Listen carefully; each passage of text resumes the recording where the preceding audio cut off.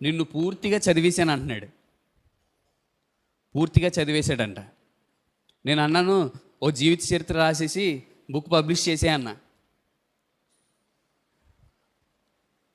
లేకపోతే నేను మొత్తం చదివేశాను, నిన్ను పై నుంచి కింద వరకు మొత్తం చదివేశాను. మనం కూడా అంతే, అందరినీ చదువుతూ ఉంటాం.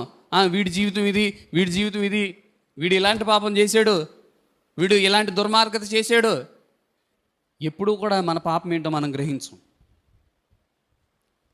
మనం ఎంత తప్పిదం చేస్తున్నామో మనం గ్రహించం. వారి పాపం ఇది, వీరి పాపం ఇది. వారిని చదవడం, వీరిని చదవడమే.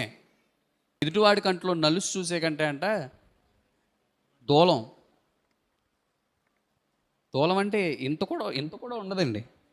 దూలం భీములకు బదులు దూలాలు వేసేవారు. అంత మనం గ్రహించుకోలేకపోతున్నాం. అంత పెద్దది మనం గ్రహించుకోలేకపోతున్నాం. ఎదుటివాడి కంట్లో నలుసు ఎంత చిన్నదే, ఆ నలుసును చూస్తున్నామంట. అందరూ పాపులే, అందరూ అతిక్రమం చేసిన వారే, కానీ వీరిలో ఉన్న పాపాన్ని వీరు చూసుకోరు. వీరిలో ఉన్న పాపాన్ని వీరు చూసుకోరు. ఎదుటివాడి కంట్లో ఉన్న నలుసును చూస్తారంట.